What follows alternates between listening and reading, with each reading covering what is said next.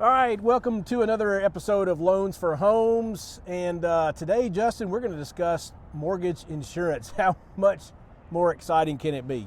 It's about as more exciting than escrows, isn't it? It is. Welcome. I'm Keith Albritton alongside Justin Lee. Yeah, I'm excited to be here. It's going to be good. Kind of get to know us and who we are, how we do business. We're going to talk all things mortgage. We're going to try to cover everything, Justin. So, Loans for homes. Loans for homes.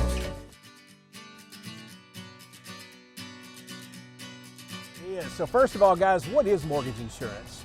Everybody's heard the term before, but mortgage insurance does nothing more than protect us, the lender, guys, against default on a loan when you're typically not putting 20% down. So there's a higher risk, Justin. They've done research, and the risk models show that if you put less than 20% down, the default rates are greater.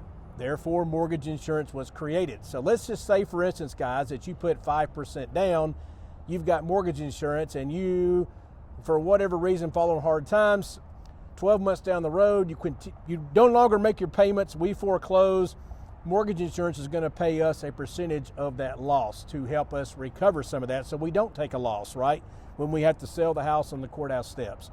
So in a nutshell, that's what mortgage insurance is. And the reason lenders do that, and it's more expensive when you put 3% down or 5% down, is because values do fluctuate over time. If we hit a recession or a housing crisis, maybe the values go down a little bit, and there's not that extra value there that's enough to pay the realtor or pay whatever it costs to sell the house in the new market.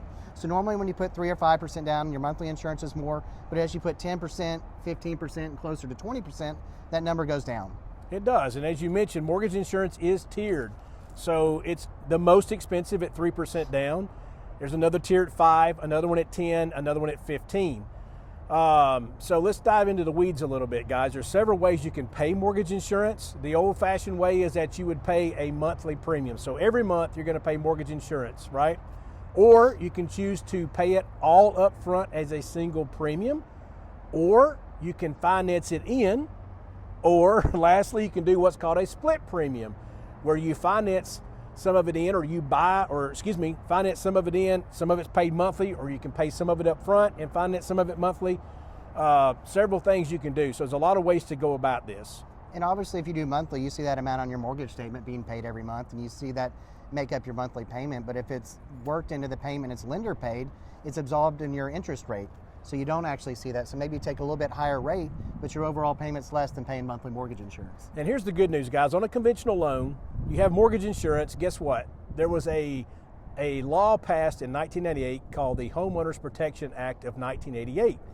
And what that law says is that on a conventional loan, once it gets to 78%, once your balance gets to 78% of the original value of the home, the lender has to remove that mortgage insurance. So you no longer have it going forward, okay? Now there's another option.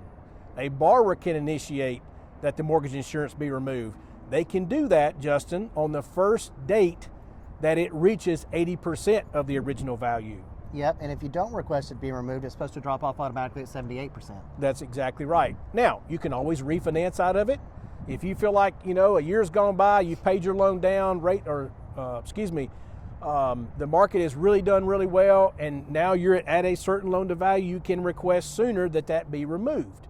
It's all up to your lender, not to the mortgage insurance company, but it's up to the lender that services your loan. They're the ones that control that and dictate what happens and how this has to play out. Now, what we were talking about here, guys, is conventional loans. There is another thing on FHA or government loans called mortgage insurance premium, where you pay an upfront premium as well as a monthly premium, and those typically cannot be removed. That was not included in that Homeowners Protection Act of 1988. One other thing to consider, guys, when you're doing a jumbo loan, even if you're putting 10% down, most jumbo loans don't require mortgage insurance. But guess what? They're going to get it one way or another, Justin. You're going to pay a much higher rate because the lender is not protected against default on the loan. One way or the other, the lender's always got to insure itself. So it's just a matter of how you see it. Do you see it in a higher rate? Do you see it in the monthly mortgage insurance? Or do you see it in single premium financed into a loan or paid in cash? Yeah, and people have a misconception about mortgage insurance, Justin. It used to be really expensive, right? That has changed a lot. Mortgage insurance has gotten really, really a lot less expensive. It really has. It's a lot more competitive. There's more players in the market. And guys, mortgage insurance, you don't go down to your local State Farm office and get mortgage insurance, okay? This is done through one of 8 or 10 companies that are out there, third parties that mortgage insurance goes through. We shop that for you, and we're do. going to find the best premium based on your credit profile. So if you've got higher credit and you're putting a little bit more, those factors do help and help you get a better insurance premium. And guys, because of the size of our company, we get much better rates than your average guy down the street because of the volume that we do with these MI companies.